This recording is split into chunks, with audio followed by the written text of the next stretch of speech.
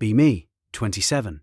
Archivist for the municipal library. Work in the sub-basement level 3. No windows. Concrete walls painted a color that used to be beige but gave up in the 90s. The air smells like dust, ozone, and slow decay. Perfect environment. I like the silence. I like that the only sound is the hum of the HVAC unit and the occasional settling of the building. My job is to digitize records from the 1920s. Scan. Adjust contrast. Save. Repeat. It's meditative. It's solitary. Until October. Budget reallocation. Management decides the Special Collections Restoration Unit needs a temporary space while the upper floor is renovated. Unit implies a team. It's one person. Monday, 8 a.m. The freight elevator dings. Loudest sound I've heard down here in 3 years. Doors open. Girl walks out. Maybe 25. Wearing an oversized knit sweater that looks like it was made from a grey cloud. Messy hair held up by a pencil. Carrying a box labelled Fragile 18th Century Botanicals. She looks at me. I look at her from behind my fortress of filing cabinets. She blinks. Hi, I'm Elara. Voice is soft. Still too loud for the basement. I nod. Desk is over there. I point to the empty metal table in the corner. She smiles. It's a polite smile. Thanks. She starts unpacking. Tweezers. Brushes. Tiny glass vials. A magnifying lamp. She sets up her workspace with surgical precision. I go back to scanning. Scan. Whir. Save. 10 minutes later. Scratch. Scratch. Scratch. I pause. Look over. She is scraping dried glue off a bookbinding. It sounds like a mouse clawing through drywall. I put on noise-cancelling headphones. Peace.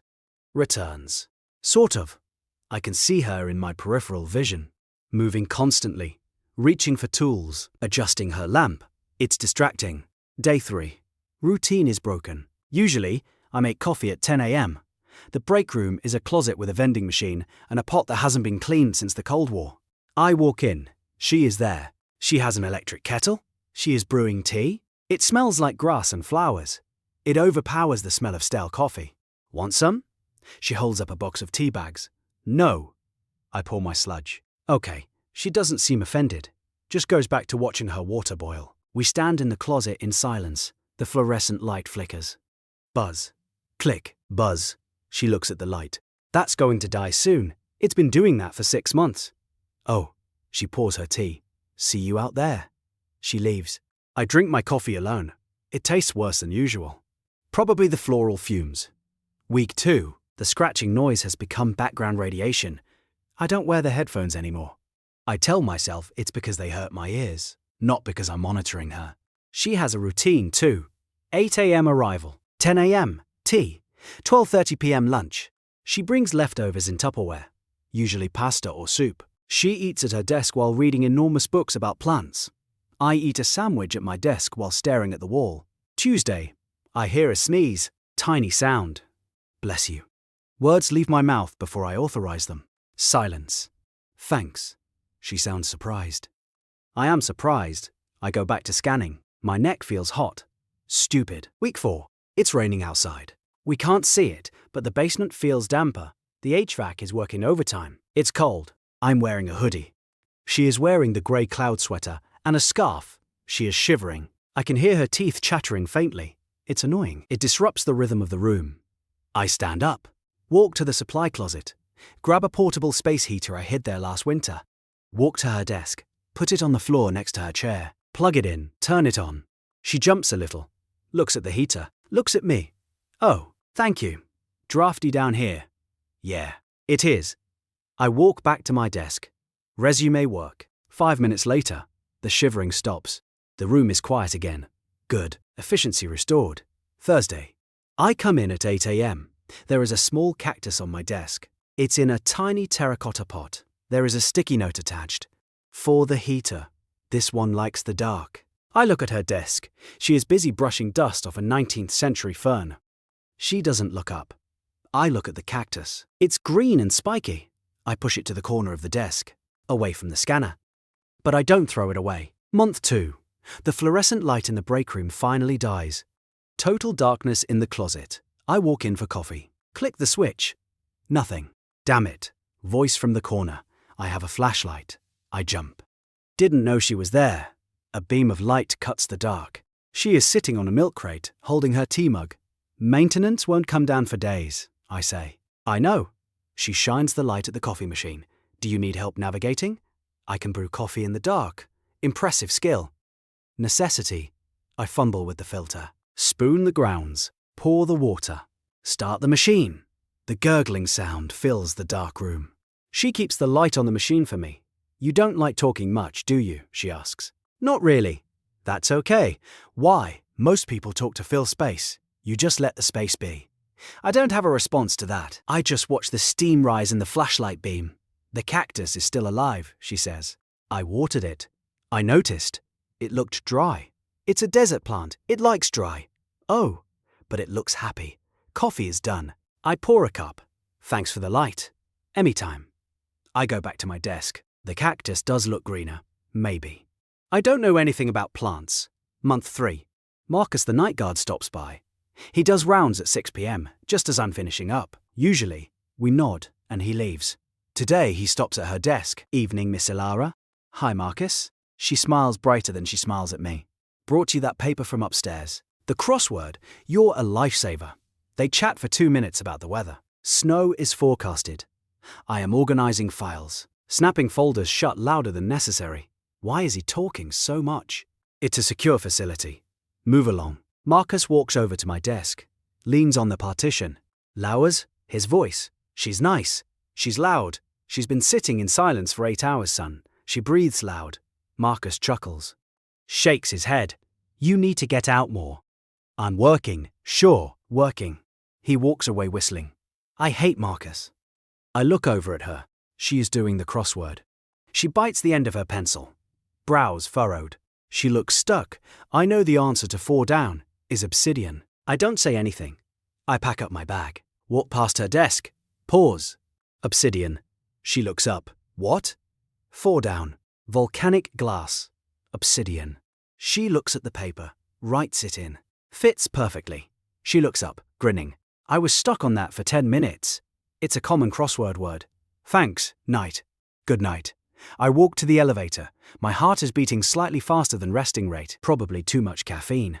Month 4. The scanner jams. Catastrophic error. Beeping loudly. I kick the desk. Piece of junk. I crouch down, opening the maintenance panel. Paper is shredded inside. Gears are stuck. I'm covered in toner dust in seconds. My hands are shaking. I hate mechanical failure. It ruins the schedule. Need a hand? She is standing there, holding her precision tweezers. It's jam deep, I snap. I have tiny tools and small hands. She kneels down next to me. Smells like lavender and old paper. Close, very close. Show me, she says. I point to the roller. She reaches in with the tweezers. Her hand is steady. Mine is still shaking. She works with the same focus she uses on the dried flowers, tongue slightly between her teeth. Got it. She pulls out a crumpled piece of 1920 census record. Is it ruined? I look at the paper. I have a digital backup of this one. It's fine, she smiles. There is toner on her nose, just a smudge. I stare at it. What? She asks. You have dirt. I gesture to my own nose. She rubs her cheek. Here?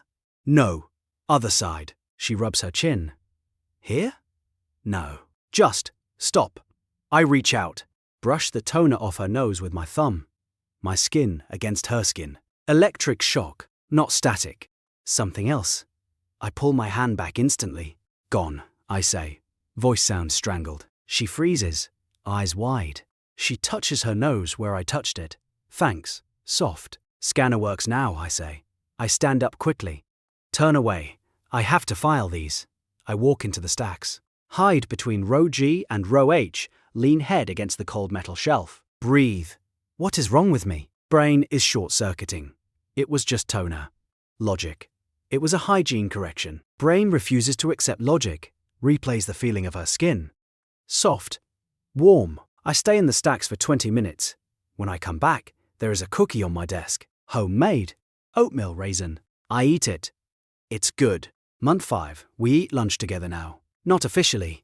She just moves her chair to the gap between our desks. She reads her book. I read my phone. Occasionally, she reads a fact out loud. Did you know that Victorian couples used to send secret messages with flower arrangements?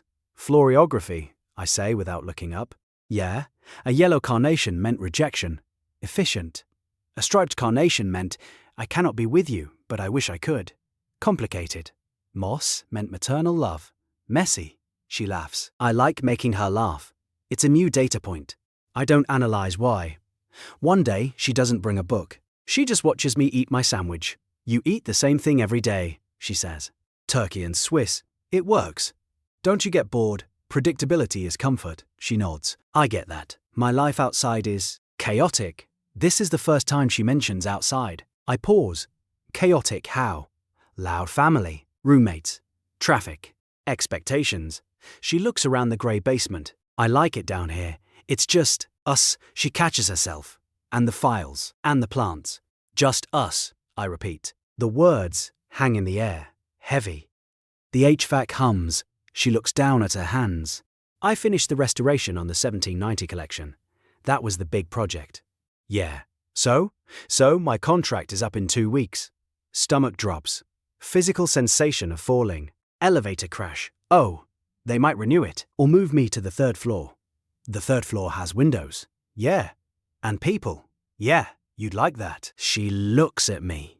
Intensity in her eyes I haven't seen before. Maybe. She waits for me to say something. Brain is screaming. Say you want her to stay. Say the basement will be a tomb without her. Say you bought a book about cacti. Mouth stays shut. Right, she says. Voice flat. She turns back to her desk. The silence for the rest of the afternoon is different. It's not comfortable. It's suffocating. 2 weeks later, her last day. She is packing her tools. The tweezers, the lamp, the grey sweater is folded in her bag. The desk looks empty. Metal skeleton. I am scanning, staring at the screen. Not seeing the document, just light and blur. She walks over to my desk. Well, that's it. I turn my chair. Good luck upstairs. I didn't get the upstairs job. Panic. What? Budget cuts again. They're letting the contract expire. So you're leaving? Yeah. Where are you going? Back to the chaotic world. Look for another gig. She shifts her weight. Here. She puts a small glass vial on my desk. Inside is a pressed flower. Tiny. Blue. What is it? Forget-me-not. She smiles. Sad smile. Bye, archivist. She turns to walk to the elevator. My brain is frozen. Logic centers failing. Heart rate 100. And 40. She hits the call button. Elevator gears grind. If she gets in that elevator, she is gone. Variable removed from equation. System returns to previous state. Solitude. Silence. Decay. I look at the cactus. I look at the blue flower. I stand up. Chair scrapes loudly against the concrete. She looks back. Wait. Voice cracks. I clear my throat. Wait. She takes her hand off the button. I walk over to her. Distance. 10 feet. 5 feet. 2 feet. She looks up at me. Waiting. I don't know what to say. I'm not good at words. I'm good at filing. I'm good at preservation. I don't like the silence anymore, I say. It's the most honest thing I've ever said. Her eyes soften. It's pretty quiet down here. It's too quiet, without the scratching and the humming. She steps closer. I thought you hated the humming. I got used to it. It's necessary background noise. Just background noise. I look at her shoes. Boots. Scuffed. No. Primary data. She laughs. A real laugh. You're weird. I know. The elevator arrives. Ding. Doors open. Empty metal box. Do you want to get coffee? I ask. We just had coffee. Not from the closet. Real coffee. Outside. In the sunlight. I can handle it if I wear sunglasses. She smiles. Reaches out. Takes my hand. Her hand is warm. My hand is cold. Thermal equilibrium initiated. Okay, she says. I grab my coat. I leave the scanner on. I leave the files on the desk. We walk into the elevator. Doors close. As we go up, the pressure changes. Ears pop. She squeezes my hand. I squeeze back. We step out into the lobby. It's bright, loud, people everywhere. Chaos. Usually, I would panic. Usually, I would retreat. But she is still holding my hand. She pulls me toward the exit. Come on. I know a place with terrible coffee but great donuts. We walk out the doors. The sun hits my face. It's blinding. I squint. She laughs. Welcome to the surface. I look at her, sunlight in her hair.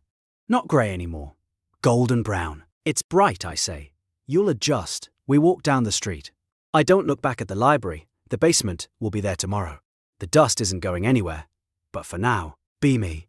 Walking down Fifth Avenue, holding hands with a girl who smells like lavender. Ignoring the noise, focusing on the signal. Logic says this is inefficient. Brain says this is terrifying. But for the first time in 2007 years, I don't care about the routine. I just want to see where she's going. And make sure I'm there when she gets there. End of log.